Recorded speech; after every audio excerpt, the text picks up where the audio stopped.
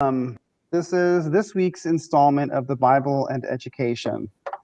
What is happening with this series is we're going through every book of the Bible. Each book we're doing for 1 week, and we're doing these shows on Fridays at 7:30 p.m. on the station that we're being broadcast on right now. And our goal is to try to see how much of the Bible we can possibly learn and integrate into our philosophy of education. This is a series for people who are interested in education and interested specifically in launching Christian educational initiatives. I will be archiving all these videos so that they're available, so that people who want to see the kind of work that we're doing when we launch a Bible-driven Christian school, they can understand what we mean by Bible-driven. It doesn't mean that we're talking about how to teach the Bible. We're talking about how the Bible teaches us how to teach, if that makes sense to folks. And today we're on to Deuteronomy. Now, this is the last of the first 5 books known as the Torah, the last of the 5 books written by Moses. And I would argue that it's the most educational book of the Bible. So there's a lot in this particular book. It's called the second reading of the law. That's what Deuteronomy literally means in the Greek. And this is because in Exodus and Leviticus, the law was delivered to the Israelites. But because of mistakes that happened in the book of Numbers, God saw fit that everyone who had lived through the Exodus in Egypt and who had been there when the first set of laws was passed down had to die off. And he needed a generation, except for 2 people. Remind me again who those 2 people were, Brian? It was Joshua and Caleb.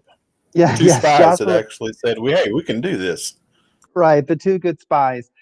So because of that, what you have in the book of Deuteronomy is you have the Israelites. This is a new generation. This is a generation that was born and grew up during the wandering, during the struggles in the wilderness. And they're right there on the borders of the Holy Land, and they're getting ready to go into the Holy Land. They're going to have to take the Holy Land through the gift of the warriors, right, through war, which is going to happen in Joshua. But at that moment, before they cross over, the same laws, or pretty much most of the history and the laws, are repeated to them in this book of the Bible. And so Deuteronomy really is an exceptionally educational book because it is crafted to show us how you instruct a generation of people, a generation of believers, a generation of God's chosen, in all of God's laws when they weren't there to experience all the trials and tribulations firsthand. And they weren't there for the first time that the tablets with the 10 Commandments were given to them. So I want to introduce my 2 guest leaders, Brian and Joe Goodson. These are 2 real good Christian brothers. They have a real heart for kids and education, so I'm really happy to have them on here. And Joe, I know you don't have a lot of time because you're busy with July 4th stuff with your family, which is good. And I know you're doing a Bible study there where you are, but you said you wanted to add a couple things about Numbers 25 before we moved into Deuteronomy. Is that right? Yes, thank you. I really appreciate the opportunity, Bobby. And I just I think that Numbers 25 is what we need to be looking to the Lord to produce within our own lives and within more and more Christians these days, especially these days. And it's just one of my favorite stories from the scriptures. So let me jump right in if I can. I don't want to take too much time because I know y'all are on Deuteronomy, but this is just too good to not think about. Right. Yeah. You know what? I would love to hear it. I think the problem is that the connection is really poor. Brian, are you hearing any of that that's coming in? Yeah, a little bit. He's having some static coming in. Yeah, I'm losing a lot of the static, Joe. So I hate to do this to you, but I think, okay, can you try again? Let me hear if I can hear you now. Okay, I took the video off it and maybe put it to my... Is that better or not? I think it's still a little bit scratchy. So maybe what we can do is I can bring you in next week, and because I think that passage of Numbers that you want to talk about fits well with Joshua. So I'd love to be able to bring you in next week. Yeah, that's great, guys. I appreciate it. We'll just do that. Okay. All right. Thank you, Joe. I appreciate it. So that was Joe Goodson. Yeah, I appreciate it. Thanks, sir. Yeah, he had a really point that he wanted to make about Numbers 25, which he can make next week and still get back to his Bible study that he's doing on this Friday night with the other people there. But the point of Deuteronomy is that this is a generation, and Brian, when you think about this, you think about how everybody who is tasked with educating people always faces this gap of experience or this historical gap, right? Because you get older and older when you're a teacher, and your students are always the same age, right? That's kind of a joke that people always make about teaching. But one of the implications of that is it's always the case that your students have not lived through the things that you lived through. So you're always in the position of the Deuteronomistic teacher, the person who has to try to convey to young people why the principles we hold are important, even though they haven't yet gone through the life experience of understanding where they came from. This is one of the reasons why we teach history.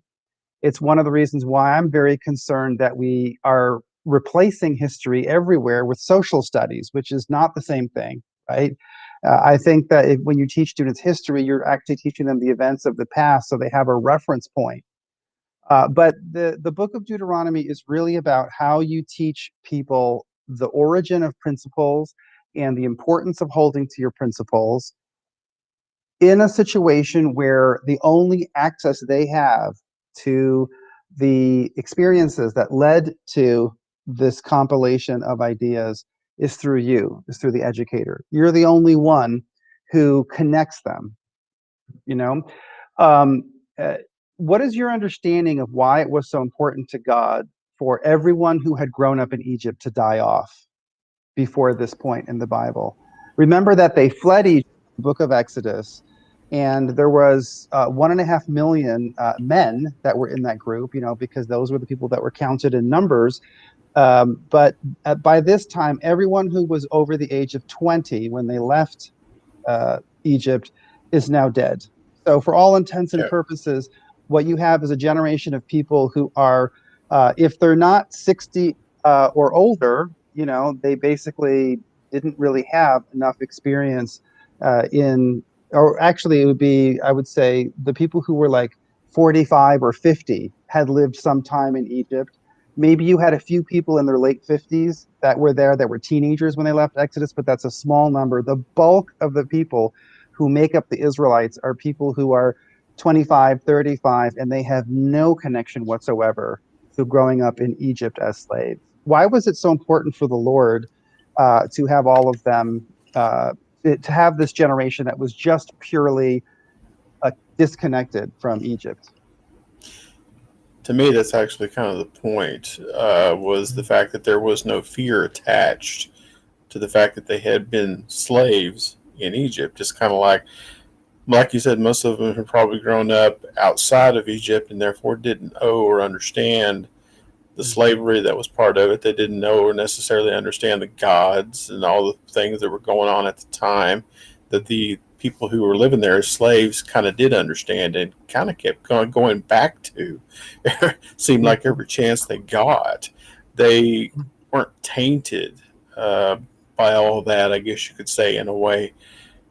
I never quite, to be entirely honest, it was always kind of something that I never understood, why these people who had literally seen these miracles could walk out of Egypt and still act like God couldn't take care of whatever problems they were facing. It's very, very strange to me. But then I also know, kind of through some personal experience, that some people don't necessarily react. So when they've been through a very, very hard situation, it tends to do that to them. They fear from then on, and it's kind of hard to get over that fear of, oh, this is going to happen again and again and again. So maybe that's part of it. It's Well, I one of think those type things. Well, literally the past for the Israelites at this point was slavery. It was that state where you don't have liberty, you don't have the freedom to come and go as you please, and you're not independent. You're totally dependent on the powers that be to give you food and to allow you to continue living. And it seems that was in the Lord's plan, that people who had grown up in that their story had to be preserved, but they couldn't go into the Holy Land because even though their story was so powerful of leaving Egypt, there was really no way for them to ever have a fresh outlook. There was no way for them ever to be totally free of their history. And Yeah, that's fair. that leaves us with a really difficult contradiction when we're talking about the field of history. Okay. Very often, it's common for people our age, I know that we're about the same age, to complain about younger generations like, you guys, you have no idea what it was like. You don't know what it was like to write cursive or to drink from a garden hose or to have to actually spin a dial when you dial a number, to call somebody. There are things that they did not experience and that they don't know anything about. But the book of Deuteronomy reminds us that God has a heart for those younger generations. And while he does not want them to forget what other generations had, he wants them to be the clay that we work with that is new, that is not emotionally tied to the past. And if you talk to Holocaust survivors who go around and they give lessons to people about what it was like to be in the Holocaust, they don't want people to forget, but you don't want other generations to live with the actual psychological trauma of having been in the Holocaust. Does that make sense? No, actually, it really does. It's a good, very good explanation for the reason behind all that. Like I said, the Mm-hmm. history, what all happened, we need to remember, and needs to be taught, like you said. But I Mm-hmm. guess having said that, I'll kind of a little bit of a personal opinion here, as much as anything else. It would be very hard, although we can teach this younger generation about these things that have happened. It's still hard for them to grasp and understand them, even though they may even be hearing it firsthand from somebody who survived the Holocaust, because it was so far removed from where they are. How do you? I mean, that's kind of to me. How do you teach that? Well, that's Although it's there, you need right. to obviously. Right. That is the beauty of the book of Deuteronomy, because this is the part of the first five books, the Torah. This is the part that really is the most educational, because the entire book of Deuteronomy is all showing us how you teach a generation about where their ideas, their laws, their principles came from without making them go through the actual traumas that gave birth to it. Let me read the first opening lines of Deuteronomy because it's very telling, and then I want to get to the issue of repetition and why that's important in education. This is the opening a verse of Deuteronomy. These are the words Moses spoke to all Israel across the Jordan in the wilderness, in the Arabah opposite Suf, between Paran and Tophel, Laban, Hazeroth, and Dizahab. It is an 11-day journey from Horeb to Kadesh Barnea by way of Mount Seir. In the 40th year, in the 11th month, on the first of the month, Moses told the Israelites everything the Lord had commanded him to say to them. So everything in Deuteronomy is what Moses said specifically after they had been 40 years and 11 months out of Egypt, right? So this entire book is all a list of what was said to that younger generation. Now, when I was first reading the Bible as a young man, I had the reaction that many people have, which is, why is it so repetitive? Why does it give the same history that happened in the previous books? And why does it repeat essentially most of the same laws? There's only a couple differences. Why does it repeat all of that? But you have to understand what the book of Deuteronomy is. This is a transcript of the words that Moses said to a generation of people who didn't live through all that, and they had to hear it. And part of this, what this tells us, is that God has a certain model for how we educate young people. And the model does involve reinforcement, it involves repetition, it involves reiteration. To teach someone is not to just tell them something once and then hope that they remember it. You have to constantly reinforce it. And that's what the entire book is. Sometimes people find it tiresome to get through Deuteronomy because it is repetitive, but it's repetitive with a very clear purpose. It's reminding us that there are always going to be, every generation is just barely linked to where the ideas came from. And you have to constantly strengthen that link, if that makes sense. So he goes over all of the history about how they left, how they journeyed, and then the wars that they fought. So he repeats the history as they're there at the Jordan. Remember that crossing the Jordan means going across to the promised land, the place where they're supposed to then conquer the Canaanites, and this is the land that has been promised to them. But that's the role of repetition, and sometimes it's hard because when you're talking to young people, I know you've raised kids, so you have a connection to this. They don't like you to repeat things to them a lot, right? I mean, so what do you do? The part of the goal of the educator is you have to find a way to repeat, reiterate, reinforce to this to an audience that is going to get tired of hearing the same thing over and over again.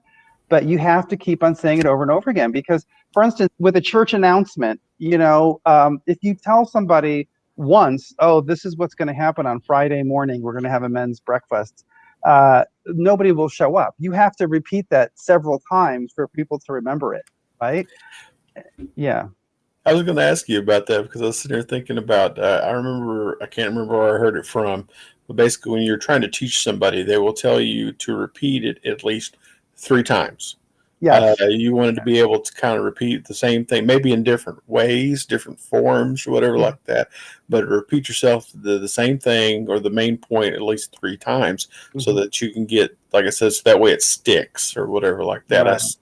That's kind of the same sort of deal. I like what you were saying about that. It's like it was using the repetition to kind of connect these younger generation to that older generation, to their parents. I mean, you got to think about it that way, relatives and whatever like that, and just kind of, you didn't have to go through this stuff.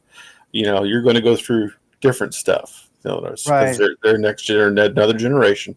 But at the same time, this is where we come from. These are the things that you need to know about where we have come from, and it's that repetition, like you said, that kind of reiterates this over and over again. So it's kind of, as you say, at least sticks in their mind.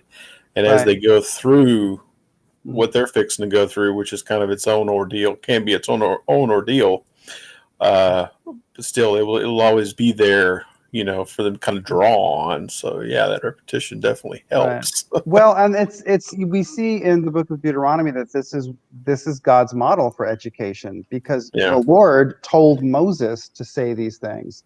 And so Moses is saying exactly what the Lord told him to say, word for word. And what does the Lord tell him to say? He tells him to repeat, to go over, to review. Part of this is it's incredibly important not to forget. That is one of the major goals. In fact, the word in Greek for truth is not forgetting, which is interesting.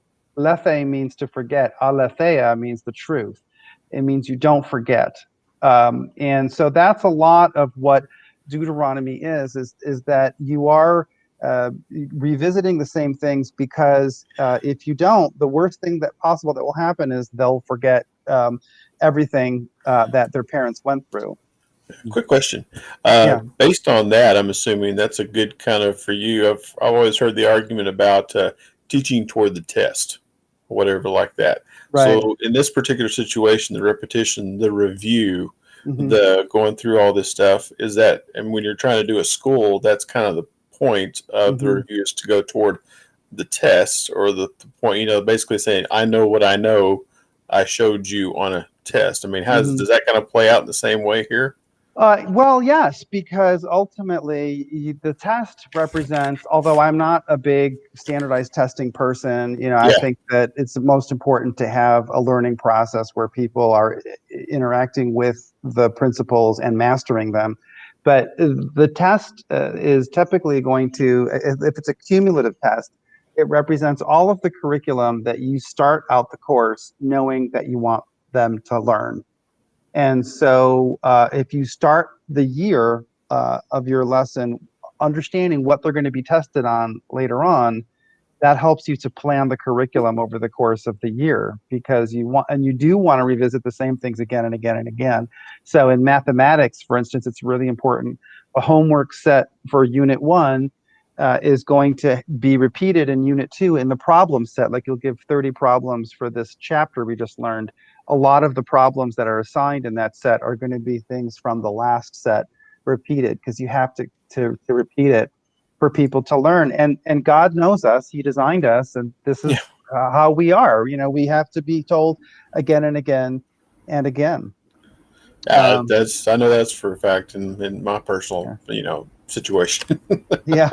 Now I want to talk about one thing that's interesting that I had never thought of until I was preparing for this time, which is the community that you create with a common set of principles in education.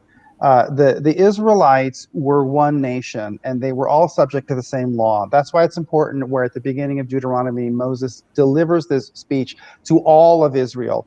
Everyone is there so that they can be told the history, they can be told the law, they can be given instructions.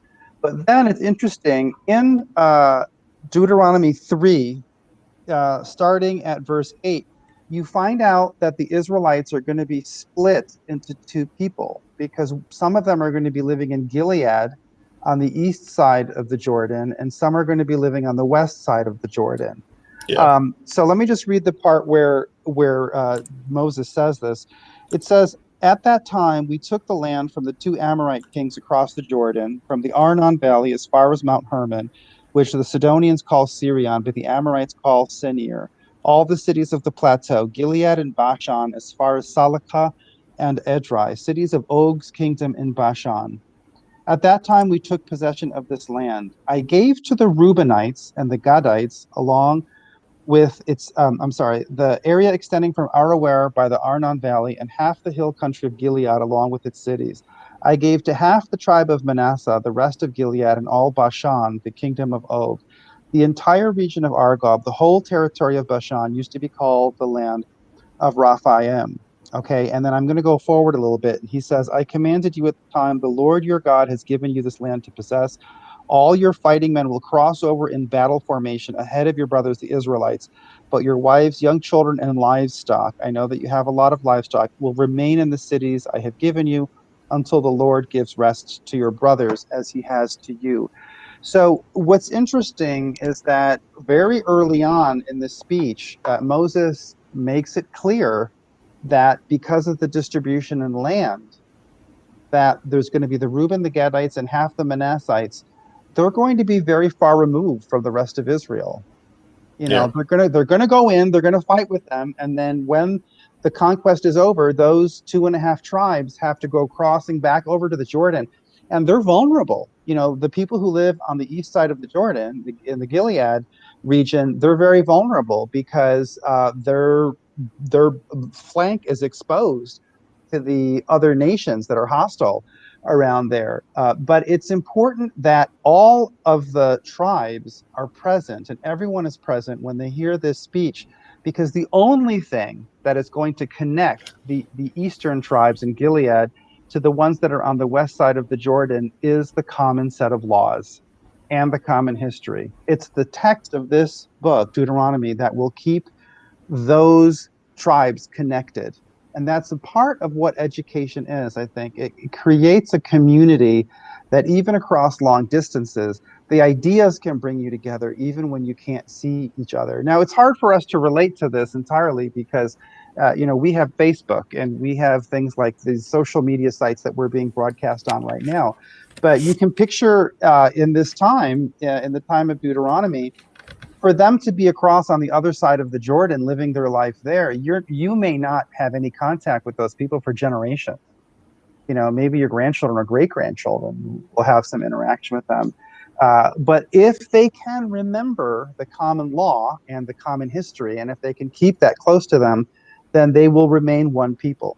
And of course, what happens in Israel. It's not the east side and the west side of the Jordan. It's the northern kingdom and the southern kingdom, but they don't remain one people. Yeah. They split apart, right? And that it goes hands in hand with the fact that they were not able to really remain committed to this law, that they went astray. And you see when educators fail to transmit to the younger generations all these ideas, and when you fail to keep alive what you were supposed to teach them, that's one of the consequences, that your communities start to split apart because people Yeah. don't have a common reference point.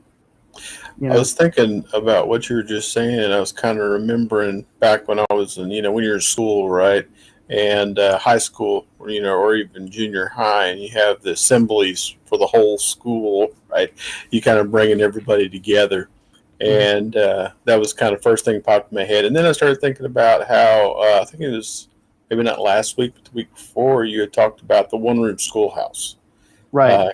Can't remember which one it was, but anyways, we talked about that a little bit and how the older students would actually help the younger students.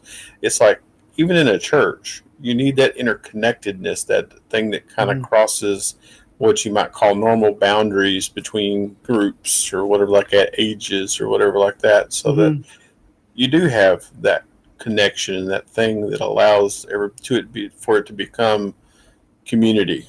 You know what I mean? That's kind of an interesting thought. Well, yeah, education is the glue that connects people across the boundaries of time and space. It can keep the older to the younger, and it keeps alive a connection between people who are separated by a great deal of space.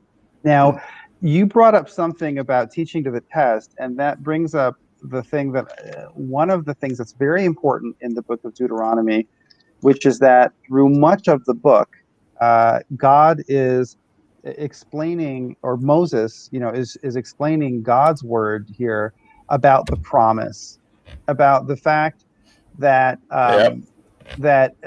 all of this serves a purpose, that there is an end point to all of this, which is that they're going to occupy the Holy Land and they're going to receive the fulfillment of the promise that God made to them. God never breaks his promises, and so he promised he would get them the Holy Land, and that's a big part of what drives the book, of why it's important to repeat all this history, because it's important for people to understand once they're there that this is a promise fulfilled.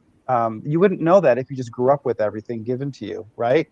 Which is one of the things that goes wrong in Israel. They don't, there's these younger generations that have no idea that this was all a promise that, God made and that God fulfilled, and that it's miraculous that you even have the things that you have. But at this stage, before they get across the Jordan and are fulfilled the promise, they have to go through this process of education. They have to be reminded in the full content of it, the full extent of it. They have to be reminded of the history and the laws and the codes, because they can't just cross the Jordan.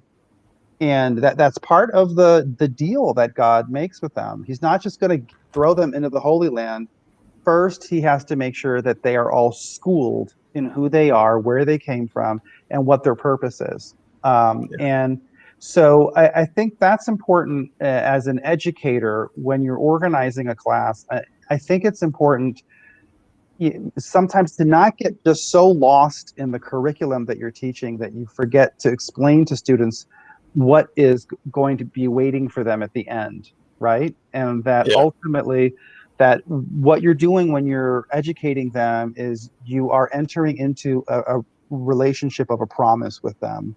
That if they do stick with all of the rules that you give them and they learn the material that you give them, that there will be a reward at the end. And you have to kind of make that seem understandable to them, what the purpose of it is. Have you ever been in a school situation where you're in a class and you have no idea why they're making you learn all this stuff?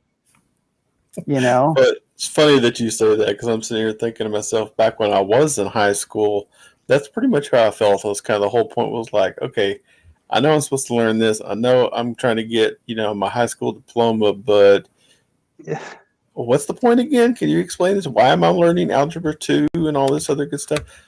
I see it now, of course, now that I'm a little older and I've gone into you working on my undergraduate degree and stuff like that. And it's kind of like that just seems so long ago, and so very, very easy comparatively. But I tell you what, it just I guess when you're in it at the time, it is kind of hard to truly grasp and understand sometimes, what exactly you are training yourself for in the first place.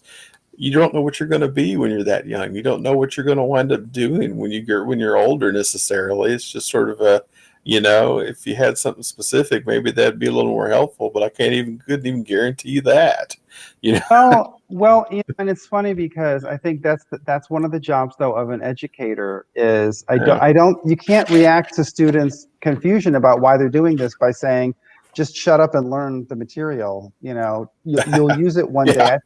I think it is good to explain to them what they're going to use it for. Now, the promise is not always bright and cheerful because part of the promise in Deuteronomy 7 is that they're going to have to go and they're going to have to face down these idolatrous nations in war, and it's pretty stark. This is what how Deuteronomy 7 opens up.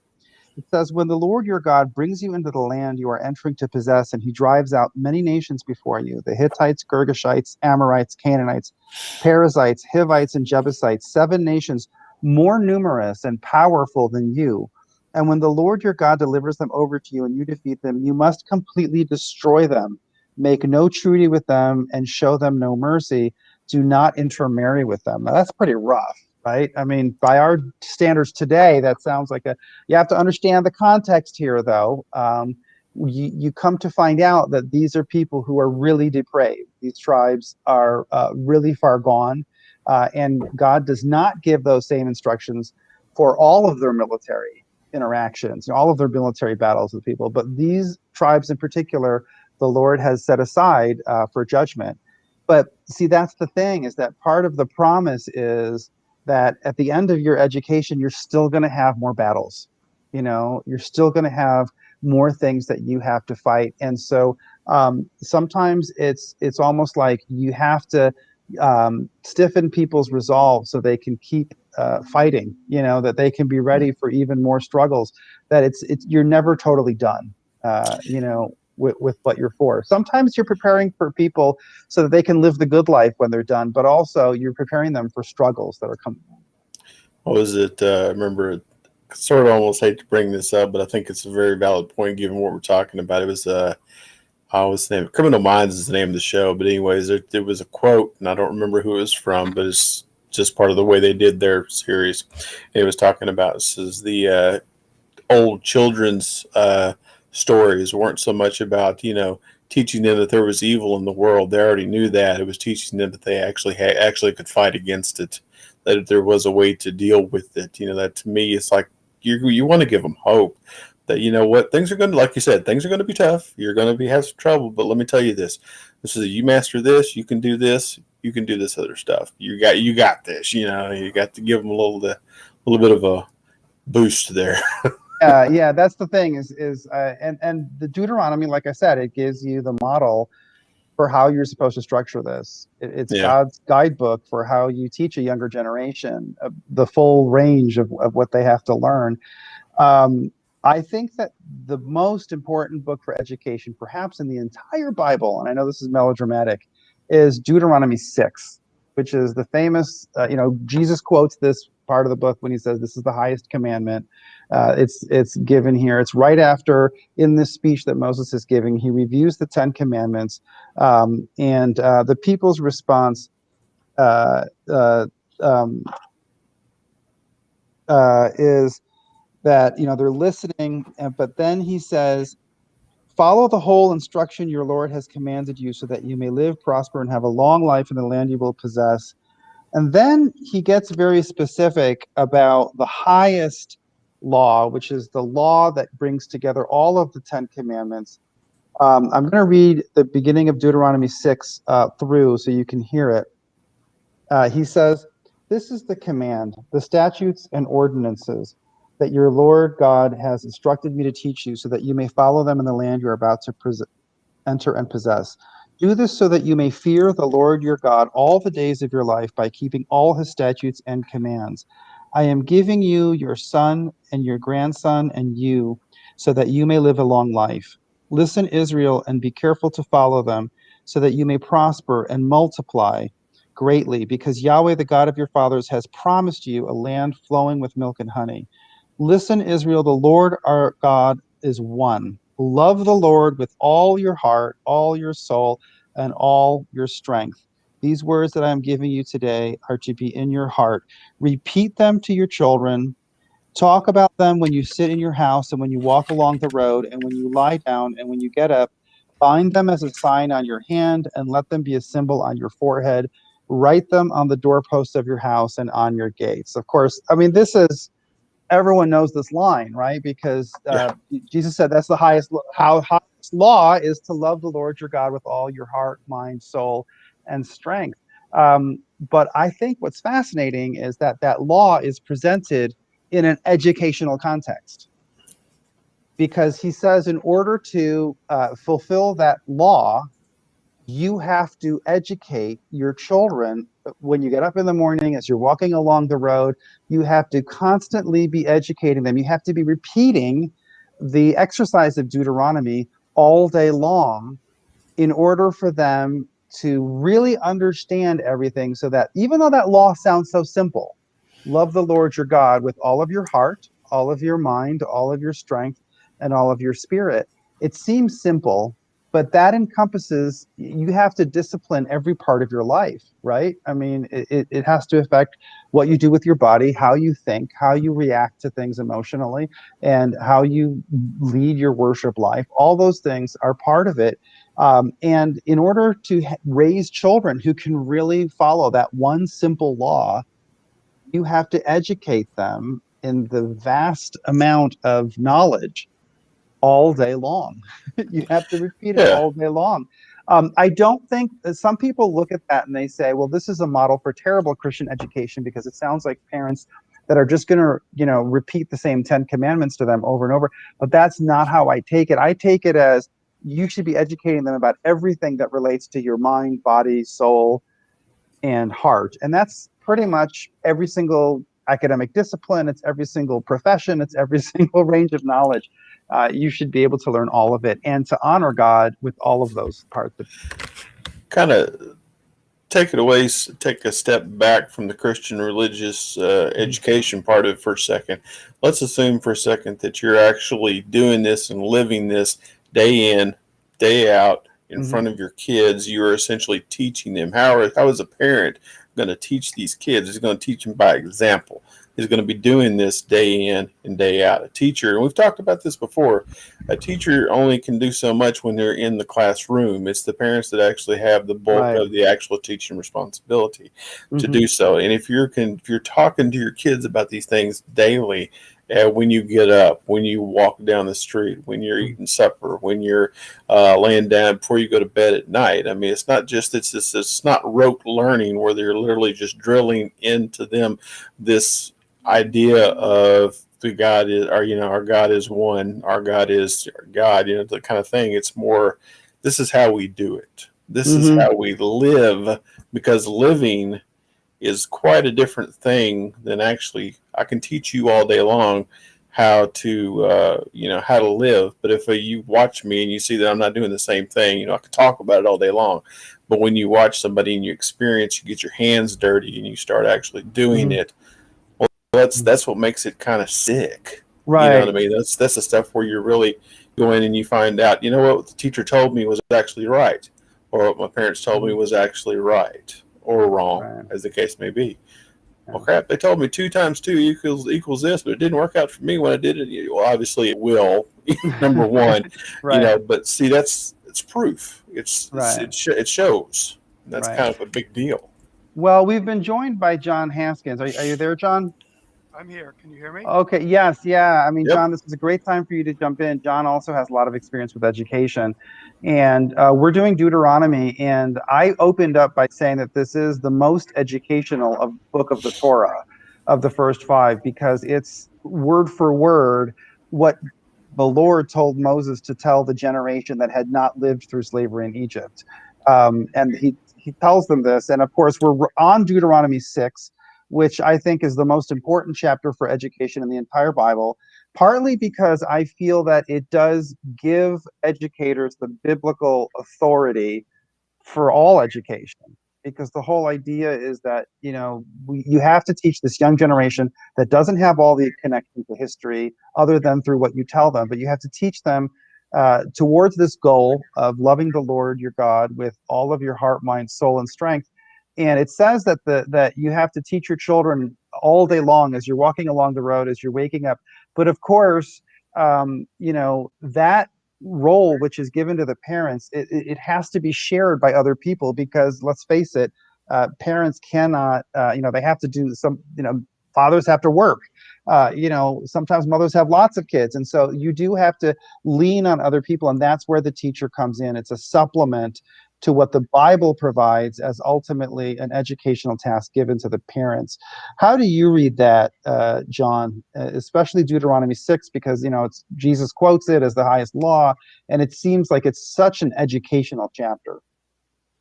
Well, first of all, I want to say you always get such great guests, Bobby. I don't know the name of the guest you have with you, but I love very much what he just said. And I've Yeah. been thinking about exactly what he was talking about a lot lately, Right. in relation to my own children. And and by the way, not to hijack this, which I won't do, but you know that I lost my children in family court, as has happened to millions of men in this country. But I lost them when my son was 10 and my daughter was 8.5. And I can honestly say I had instilled, not only with words, but in every way that I knew how, by actions, as your guest was describing, so that they could see, instilled the laws of God, and tried to model them very much. And so now I'm back in contact with my son, who's 21, and I do a lot of time thinking about how much impact that had in those first 10 years of his life. And I saw him intermittently, and there's no question it had a powerful effect. I mean, other things had negative effects, but I'm reminded of a passage by what your guest just said. Could you tell me his name? I'm sorry, it's not. His name is Brian. Brian. Hi. Hi, Brian. I'm reminded of a passage I think is in Jeremiah, and I can't quote it exactly, but I think it's the passage where it says that the mothers cooked cakes to the Queen of Heaven, and then it says something about the fathers, they play their role, and the children remembered, and it was engraved upon the tablet of their heart. In other words, they are practicing paganism, and the children, it is engraved sort of permanently, but for an intervention by God at some point, it's engraved upon their personality by just observing what their parents are doing, worshiping the Queen of Heaven, Right. And that's an example, not in Deuteronomy, but anyway, Right.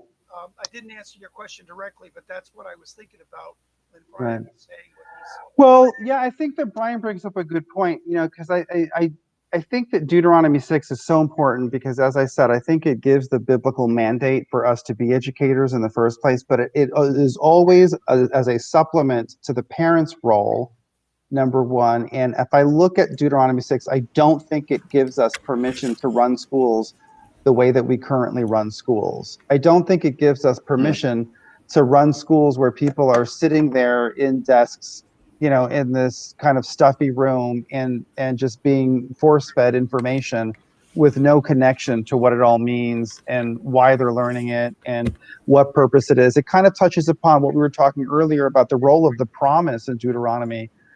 Constantly present in Moses' speech in this book is the fact that there's a promise that's going to be fulfilled. And that's why they're being taught all this, because it's part of the promise of the Holy Land that they're going to fight for, but that they're going to be given. I got a question for you, Bobby, just for both of you, actually. I was sitting there thinking to myself, it's one thing to have a parent or both parents, hopefully, that is teaching their children about God like they're supposed to. Right. That's what we're hoping for. That's what we're looking for. And in an educational situation where you would be teaching, like you have your school, maybe the parents don't necessarily teach this at home like they should.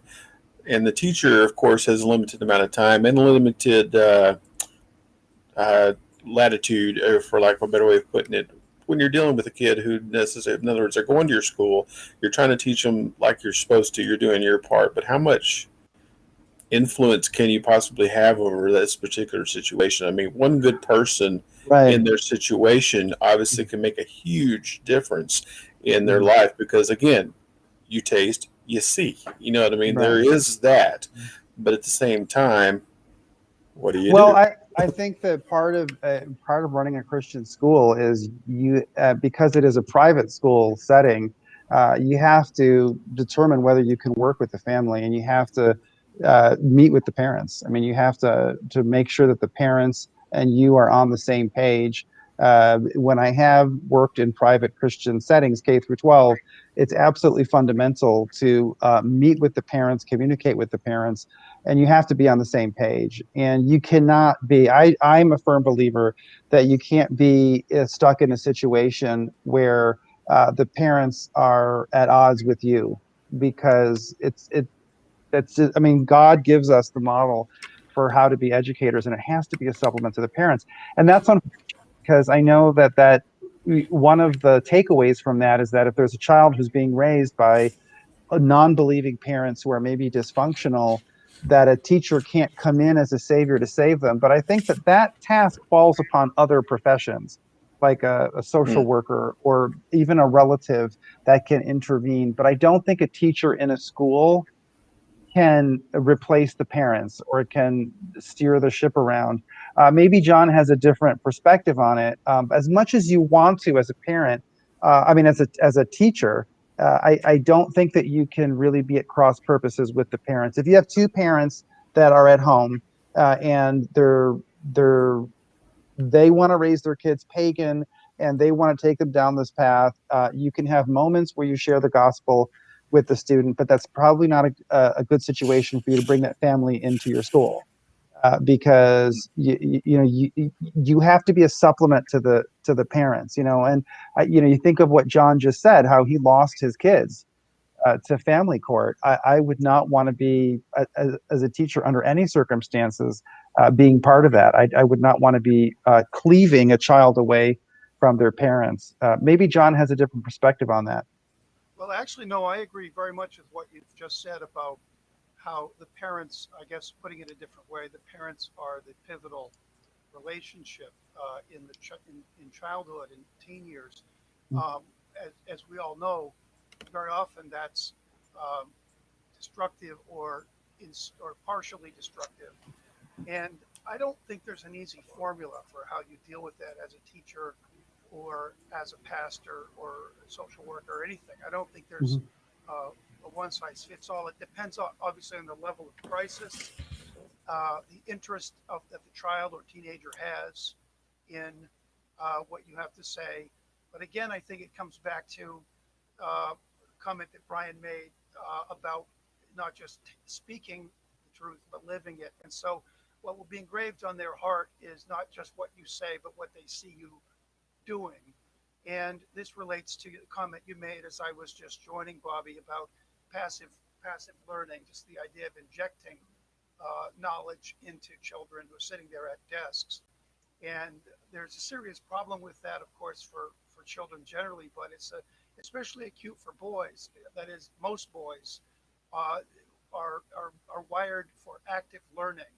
And so we see now boys falling through the cracks at every level in the education system, and there are various reasons for that. But one of them is that most boys will never be able to compete with girls at sitting still and listening. And so what do? They put the boys on Ritalin, okay, because they're not acting like girls, and we're denying the boyishness of boys. And girls have some of that problem too. But it's a fundamental social problem when you raise an entire generation of boys who are basically told if they can't sit still, then there's something wrong with them. It's not that you don't have to sometimes discipline yourself as a child or teenager and do it, but to be expected to do it all day, every day, and to learn in that passive style is, that's denying how God made people, and especially made most males. Yeah, and it is at odds with what we see in Deuteronomy 6, where it says you should be teaching them when they wake up in the morning, when they're eating breakfast, when they're walking down the street. I mean, the mundane details that are part of that passage, which comes right after the highest law of all, that it definitely implies that education has to be integrated in motion and activity. It's interactive. It has to be interactive. So yeah, I think Deuteronomy 6 is incredibly important. I think it's probably one of the most important chapters for an educator to read because it gives you the biblical authority to even have your job. Now, you mentioned about the gender imbalance, and this is one thing I think is important in education is we need more male teachers because I think Deuteronomy 6 talks about the parents and let me read it again, the specific part. I think it's important that if the educators are supplements to the parents in their role in Deuteronomy 6, I think it's important for them to have motherly teachers and fatherly teachers. I think it's important for them to have both. It says, this is how it is worded. Again, let me just revisit that one more time. He says, repeat them to your children, talk about them when you sit in your house and when you walk along the road, when you lie down and when you get up, bind them as a sign on your hand and let them be a symbol on your forehead. Write them on the doorposts of your house and on your gates. When the Lord your God brings into you the land that he swore to your fathers, Abraham, Isaac, and Jacob, that he would give you, a land with large and beautiful cities that you did not build, houses full of every good that you did not fill them with wells that you did not dig, and vineyards and olive groves that you did not plant. And when you eat and are satisfied, be careful not to forget the Lord who brought you out of Egypt. Now remember that thing about the Lord, not forgetting, right? I mean, that truth means to not forget in a lot of these ancient languages. That part, it does imply to me that through the daily routine, all of the things that a child is going to be doing with his parents. And I just get the feeling like fathers are supposed to be part of this, that this has to be addressed to fathers. I mean, he brings up, the promise that was made to your fathers, Abraham, Jacob, and Isaac. So I think that we do need teachers that come across to the children as more fatherly, and we need teachers that come across to the children as more motherly. It's not good that we throw our children into educational environments that are just entirely female for large parts of their time growing up. Can I say something on that comment the passage you just read, Bob? I Yes. caught it, but Yeah. Everywhere in the Bible where it talks about a mark on the hand and a mark on the forehead. The Right. forehead is the mind, and the hand is the deeds, the Mhm. actions. Right. So affirming what you said earlier. In other words, this is a poetic or literary way of saying, let it be established in your mind and let it be visible as a mark of your actions, your works, how you live. Right. And Mhm. so you're teaching them in both ways. You're teaching the mind and you're through didactically, teaching in a expressive verbal way, but they're seeing the work of your hands. They're seeing how you live, how you behave. Right. And it's important too, because remember that at the end, the beast in Revelation, he binds the false sign of the beast on the Yes. hand and the forehead. So Right. if you don't educate your children, Right. the beast will, right? Yes, I mean, exactly right. Yes. True. Yeah, okay. All right. Okay. There is one thing I wanted to also bring up while we're here. I was really struck as I was preparing for this by something which to me looks like the first time we have a republished text, a second edition come out in the Bible, which is in Deuteronomy 10, when the Lord cuts two stone tablets like the first one. This is what the Lord said. The Lord said to Moses, cut two stone tablets like the first one and come to me on the mountain and make a wooden ark.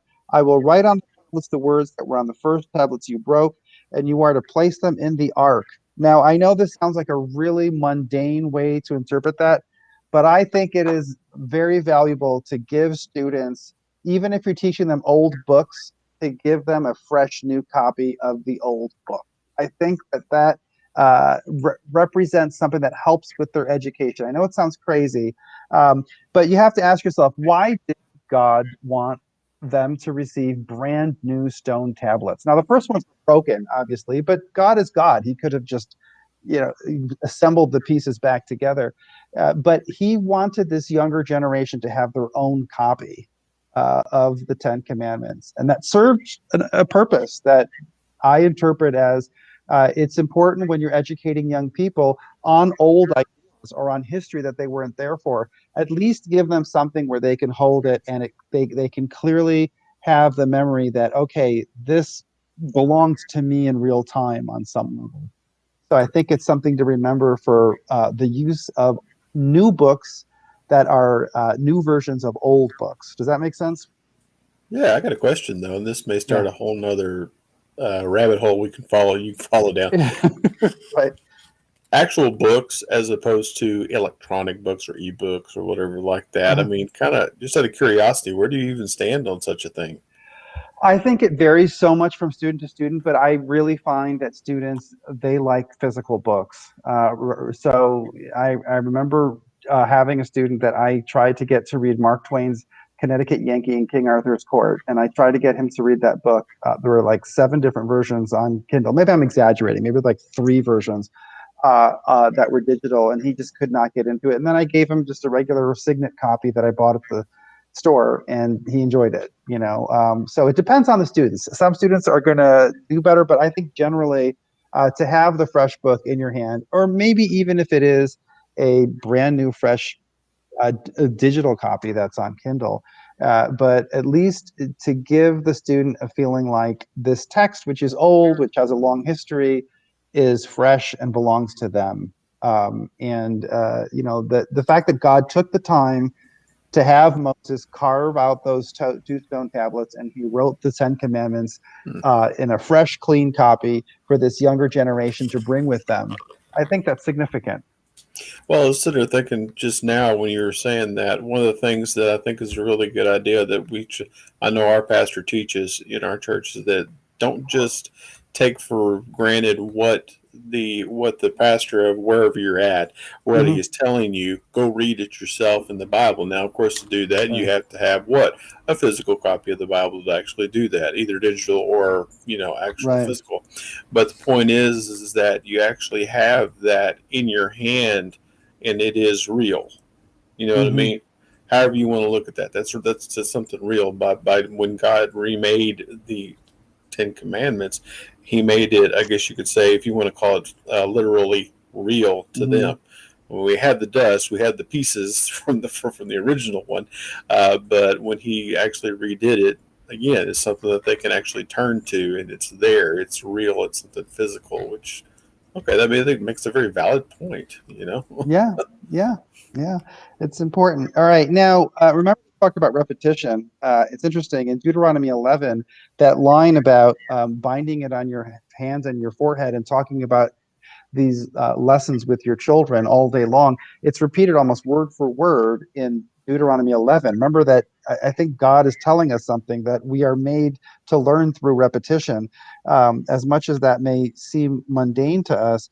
But Deuteronomy 11 also has this important line that the Lord says, "Look, today I set before you a blessing and a curse. There will be a blessing if you obey the commands of the Lord your God I'm giving you today, and a curse if you do not obey the commands of the Lord your God, and you turn aside from the path I command you today by following other gods you have not known." Education is always a blessing and a curse. The fact that you have the knowledge, the fact that you have been acquainted with it, means it's a blessing because it gives you the road to prosperity, to doing well, not necessarily material prosperity, but to having a good life. But once you have been educated, if you don't follow through with it, it becomes a curse. So it's always something to keep in mind when you're dealing with these educational questions, I think. All right. So, John, I'm going to close out the discussion with, again, probably something that might seem a little bit pedestrian, but if you are a teacher and you're trying to figure out how to organize your grading system, I think it is very important to go to Deuteronomy 25, because it has these famous lines. You must not have 2 different weights in your bag, one heavy and one light. You must not have 2 differing dry measures in your house, a larger and a smaller. You must have a full and honest weight, a full and honest dry measure, so that you may live long in the land your God, the Lord your God, is giving you. What does that mean to you guys when he says you can't have 2 different weights in your bag? Go ahead, sir. Go ahead, John. Well, it's interesting in the context of assessment, grades. I did my first master's thesis a long time ago was called "Why Johnny Gets A's," and it was a takeoff on a very popular book uh, with a similar title. I can't remember. It was back in the '80s, I think. Uh, how I can't remember. It was something. Anyway, it was an important, critical book about primary and secondary education in America. And I researched a lot about objectivity in grading at every level. And what I found was really shocking. People can't, for the most part, have one set of scales, to use the metaphor that you just took from the scriptures. And I'll give you a quick example. One of the studies I found discovered that black elementary school teachers, and maybe secondary, I don't remember, were unconsciously evaluating papers of black students lower than of white students. So sad. It was so sad to read that. And of course, the way they found this out was applying tests. They would give them a set of papers and indicate, well, this was written by a black 12-year-old, whatever. And the black teachers were giving their black pupils lower marks. And there are teachers now giving girls higher marks because they're girls. There are women in education who are intentionally doing this and punishing boys. And another thing that I found from a study was that if a teacher has neat handwriting, which female teachers tend to more than male, females generally more than males, a teacher with neat handwriting will grade pupils' papers or exams with better handwriting. They will give a higher grade. If that teacher himself or herself has neat handwriting, they will favor in their grading pupils with better grade handwriting. Now, this is almost entirely unconscious. There are these things that make it very, very difficult, and so there ought to be training about these things. But there also ought to be a tremendous humility in the teacher about the lack of innate objectivity. I mean, really, one of the things we ought to know from the scriptures is that we're not objective. Our minds are corrupt in many ways. And even though we want to see things clearly, we often don't. And we're biased against, the kid that's louder, or the girl that chews gum with her mouth wide open. We have these biases. Some of them are puny and don't affect us much, but some of them have a sort of systematic effect. And we need to be very humble in how we evaluate others. I don't mean don't be critical, but be critical in the right way. Be reflective about our own inability to think and see as God sees. Yeah. And I think one of the most important things is, as much as you possibly can, to the extent that you have to, to give grades, to always take the standard outside of yourself and have it be something external, a grading system that is going to guard as much as possible against bias. So you're not applying different standards to students, because let's face it, this is a lot of what you have to do as an educator. You have to assess. You have to give, because the students want to know how they're doing, and their parents definitely want to know how they're doing, right? And so it's important that you have a way of evaluating students that is consistent. It's really one of the worst things you can do as a teacher is to have favorites. And this is tough, because as a teacher, you always have the students who want to, get nice with you, and who want to be close to you, and who flatter you. Children learn emotional manipulation from a very young age with teachers, but you have to be able to resist that. And you have to be able, Good point, Bobby. Very yeah, good. yeah. And you have to be able to resist that. And remember, this is coming from God. So this isn't just me spouting my opinions. This is the model that God has for education, is you always want to have honest weights and measures. So on that note, I think I will wrap up Deuteronomy. The one thing I do want to point out is, because we talked about this a little bit last week, and I'll repeat it again, since repetition is the spirit of Deuteronomy. Moses is not allowed to see the Holy Land, or he sees it, but he's not allowed to go into it. And I think it's important to remember that all of us as educators, we are all in Moses's position. You have to accept that as your position as an educator, that you will put all this work into raising up your Joshua and your Caleb, and you may never see what comes of it, because it may happen long after you have contact with those people. Students chronically don't realize what teachers gave them until a long time later, after the teacher's dead or they haven't been in contact with them for a long time. So, that's one area where Deuteronomy gives you the example of, to be a good teacher, you may have to just accept the fact that you're going to be like Moses. All right? Okay, well, thank you so much to Brian and Joe, and thank you to Joseph Burbo, who gave us a thumbs up and a heart and a little prayer sign. So I really thank you for that, Joseph. In fact, I'll put that up here on the screen. Thank you, Joseph. All right. So next week, we're going to be doing Joshua, and I am looking and looking and looking for a brave soul who can lead a discussion on Joshua from an educator's perspective. And you may wonder, what does that have to do with education? But trust me, there's a lot in there. Maybe John can lead that one. Well, we'll talk. We'll talk this week. I'm not sure I'm going to be able to, but yeah. Some of your ideas. Tell me what you think I would be focusing on, if I might be able to do it. Okay. All right. Thank you. All right. So I'll see you guys next week. Thank you so much for